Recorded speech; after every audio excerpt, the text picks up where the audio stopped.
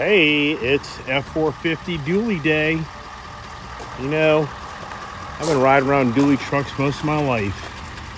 When I was a kid, I wanted a Dooley. And you know what? I still am a kid, aren't I? Ask the wife that one, right? Time driving Dooley. Had this in Florida since February of this past year or so. I only drove this thing when I was down there, and you know, it's kind of hard kind of leaving it down there, but when I trailer my car hauler and everything else, it doesn't make any sense to bring it all the way back and just to turn around and take it all the way back down. So now she's back for the winter months, fall winter months, and then probably do it all over again and drive her down next January, February. Now, one thing that I'm noticing on my Ford vehicles is the Apple Play with the USB connection's not working correctly. So on my two Mustangs and on my Tremor, for whatever reason, I'm not getting the Apple Play capability. So with all the damn projects I have between running a company and life and cars and trucks, it just doesn't end. If you're an individual like me, meaning that you get up every day and go to work and have a family, you get all the conversation just never ending. Something's broken in the house, or something's broken in the car, or something's broken outside, or relationship issues. The list goes on and on and on, but not complaining, just sharing the facts. Now, one big thing about these heavy duty series trucks, the solid front axle, it definitely has a huge presence in the vehicle. And you may be like, well, yeah, okay, what's that exactly mean? Well, when you have a solid axle, the vehicle tends to kind of steer differently. And actually, in my terms, it walks because of that solid axle, or the one tire. If you have a road imperfections are to the right, then since it's a solid axle, that right tire is going to go to the right and the left tire is going to follow it. You know, versus you have an independent front suspension, then that right tire does whatever it wants and the left tire does whatever it wants. But when you have solid axle fronts, then, you know, the tires are talking to each other more. So you have a tendency more for the truck to, you know, kind of zigzag down the road, if you want to use that. That's kind of the term I use. So, you know, the heavy duty series, you know, you gotta have these front solid axles because you've got so much weight, the capability for the weights, which versus the independent suspension be more difficult to make that. So I'm sure there's a lot of the engineering talk that I don't understand or know, so I won't get too far into that, but just kind of give you an overview. In these heavy duty series trucks, when you go from an F-150 truck to an F-250 truck, it's a whole different, you know, frame, chassis. It's just a whole different vehicle. Sure, the interior cab looks the same, but, you know, when it comes to the chassis and the driving of it, it's just a whole different animal. And that's why I always say to people that if you're looking for a nice truck, the F-150 truck is the best answer.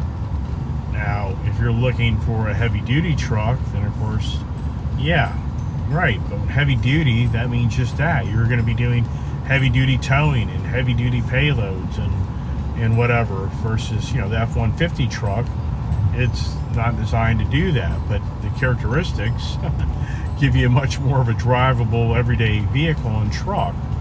So that's why when you're shopping for trucks, don't get too caught up into the look, because at the end of the day, you may be like, hey, I really want that F-250 Tremor, but I live in town, and I live in, you know, I don't have a garage to park it in, and I do a lot of commuting, got to get in and out of tight areas. I mean, there's no way. There's just no way I'd buy that truck. That'd have to be a secondary vehicle for you.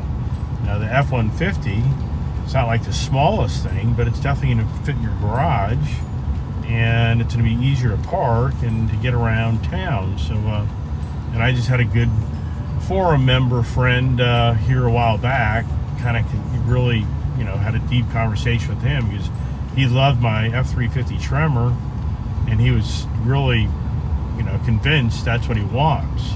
And so then I called him, and we talked over the phone, and I kind of really, gave him the reality of that truck. And over time, he's like, man, I don't know, I think that would be just too much truck for me.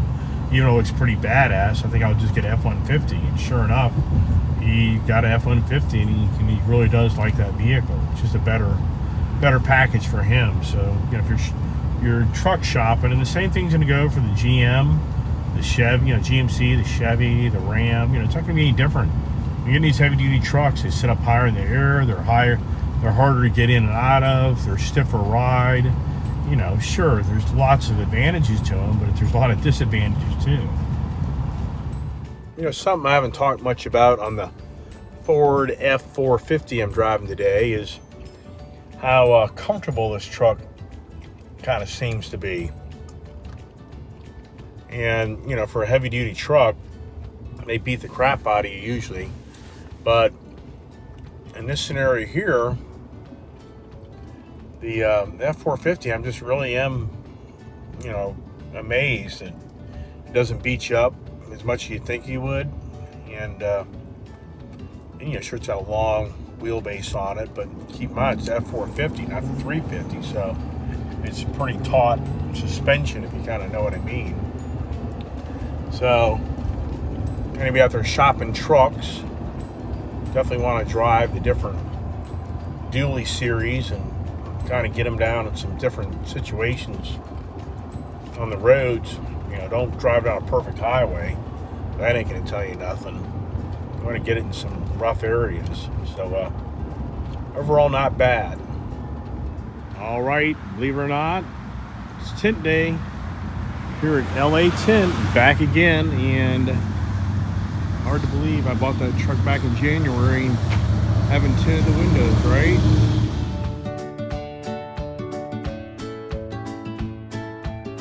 All right, got her done here at LA Tint. Back window, front window. I think she looks pretty good. Now here's a gentleman that just picked up a 2020 Raptor, and he put a 4-inch lift kit on it. And he's a Ford guy, and he loves it. He's just telling me that he went to the Ford Raptor off-road event, and he had a really great time. It just makes you appreciate the vehicle that much more. The Ford Raptor family, if you know what I mean. Really nice.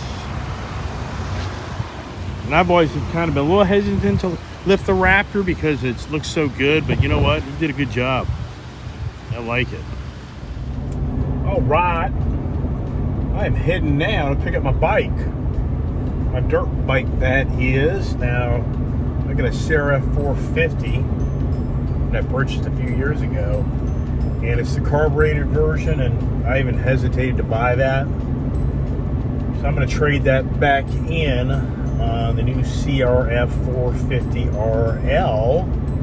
That's the fuel injected version. Just as anybody knows, riding these dirt bikes, if you don't ride them all the time and you let them sit any length of time, and yeah, you can put the stable fuel in them, but those carburetors, the ethanol fuel these days, very temperamental, and the only way you can beat that is to buy regular gasoline, which it is out there. It's not local to me, but that's about the only way you're maybe going to beat that problem, because otherwise your dirt bike just won't, it's not going to start, because that ethanol separates from that gasoline after X amount of time if it's sitting in your fuel tank and your fuel bowl and your carburetor. So I'm going to take my one bike and trade it for another bike. And actually, what's pretty cool about this bike is it'll be street legal, where I can ride the back roads and have some fun in the dirt back. I live on the roads, and kind of neat today, I'm going to find some new roads. I haven't gone this way before, so I'm kind of intrigued to see some new scenery. And if anybody rides around their cars every day of their life, or should I say if anybody lives in the same town, it's kind of neat to get out and explore, and you'd be amazed at what's right there in your own backyard. It's just incredible how, for all of us, we are oblivious to what's in our own backyard, just because you got to get out explore and drive, and we all just kind of get in the routine of life, and we don't do that. So anybody out there, get behind your wheel of your car and go explore, or behind the seat of your motorcycle, whatever it may be.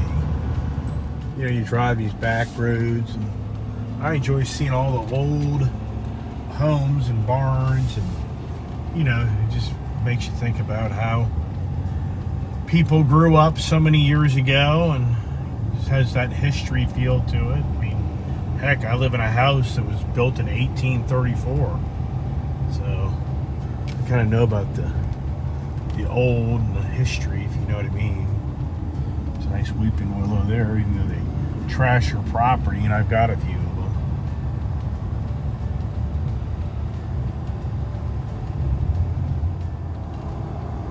Major development and still being built. You know, so typically out where this would typically be the people that are commuting to Washington, D.C., the Northern Virginia area, and that's completely stopped. So many people remotely work at home now. So the traffic in the area, this area still isn't the greatest for traffic, but nothing like it used to be. Down the hill we go, roundabout we are. Come around that mountain, here she comes.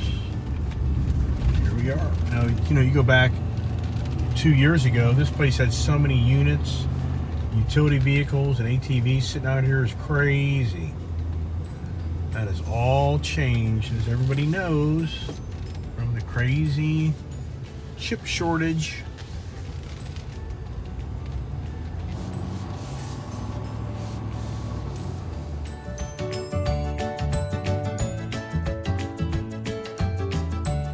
Now, something to think about. See that Honda Powerhouse sign? That's huge. That's a huge difference of you being in business and out of business. There are so many dealers, small independent motorcycle shops that are done, gone. You know why?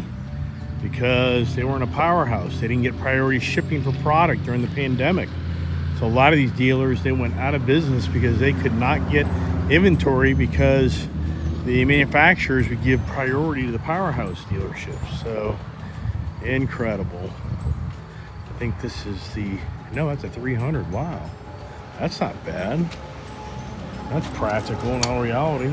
That's more practical. Cool. I have one of those over there. Touring bike.